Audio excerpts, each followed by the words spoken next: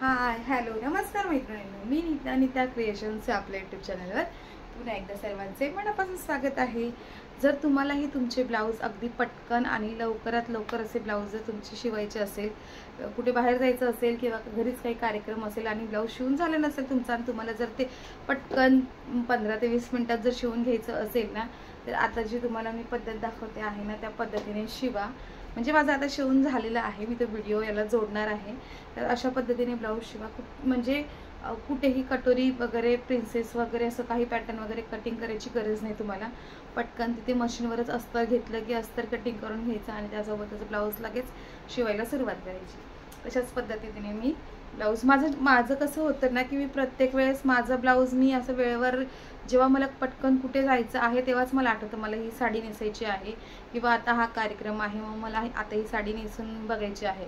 तर मग तेव्हाच ब्लाऊज मी तेव्हाच कटिंग करते आणि तेव्हाच स्टिच करत असते. म्हणून माझ्या ब्लाऊजला कधीच प्रिन्सेस कटचा आकार नसतो, कटोरीचा आकार नसतो किंवा व्हॉर्टेक्स ब्लाऊजचा आकार नसतो. माझे सगळे ब्लाऊज बघाल ना, जास्तीत जास्त ब्लाऊज माझे बघाल ना, ते मी फक्त 2 टक्समध्ये किंवा 1 टक्समध्ये स्टिच करते आणि मला तसेच ब्लाऊज आवडतात आणि बसतातही खूप छान आणि व्यवस्थित बसतात. हे बघा, मी आता हे ब्लाऊज स्टिच केलं आहे. कॅमेरा जरा खाली करून दाखवते बघा. हे बघा, हे ब्लाऊज बोटनेक आहे आणि श्राम स्लीव्स. मी बघा कुठेही काही मी प्रिन्सेस कटचा आकारही दिलेला नाही आणि कटोरीचा नाही आणि व्हॉर्टेक्स नाही. फक्त मी असं नॉर्मल कटिंग करून घेतलं आहे. त्याला असा एक पाऊण इंचाचा, 1 इंचाचा पण नाही आहे, पाऊण इंचाचा. म्हणजे आपण असं 2.5 इंच प्रिन्सेस कटला आकार देण्यासाठी 2.5 इंच घेतो आणि कटोरीचा असेल तरी आपण 1.5 इंचाचा किंवा 6.25 इंचाचा असा टक्स देत असतो. मग तसा टक्स न देताना 1 इंचाचा किंवा पाऊण इंचाचा. आणि जर जास्तच माप असेल ना, जास्त मोठं माप असेल तर आपण तिथे विराट नको ना बेटा, आपण तिथे ना 1.25 इंचाचा टक्स दिला तरी चालतो जास्तचा आकार असेल तर. नाहीतर मग नॉर्मल साईज असेल ना 36 पर्यंत तर पाऊण इंचावर टक्स दिला तरी, पाऊण इंचाचा टक्स दिला तरी चालतं.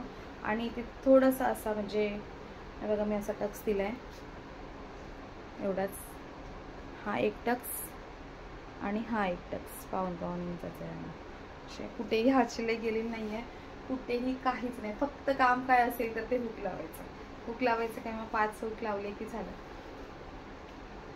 असेच माझे ब्लाऊज मी प्रत्येक वेळेस शिवत असते नेहमीच. मला कुठे आता बघा, आता मी हे ब्लाऊज ना म्हणजे कटिंग करून ठेवलेलं आणि मग ते आता मी ब्लाऊज वगैरे जास्त शिवायला घेतले असते ना, तर माझं हे ब्लाऊज कुठेतरी त्याच्यातला बाकीच्या स्लीव्स कुठे गेल्या असत्या, बाकीचे पार्ट कुठे गेले असते असं हरवलं असतं. म्हणून मग मी आत्ता रात्रीचे 12:30ला हे ब्लाऊज मी स्टिच करायला घेतलं आणि लगेच माझं ते फक्त 15 मिनिटामध्ये ते ब्लाऊज माझं 15 मिनिटं पण नाही लागले, 15च्या आतच माझं ते ब्लाऊज स्टिच करून झालं आहे. तर मी आता हे ब्लाऊज तुम्हाला पुढच्या 1-2 व्हिडिओमध्ये मी तुम्हाला हे वेअर करून दाखवणार आहे.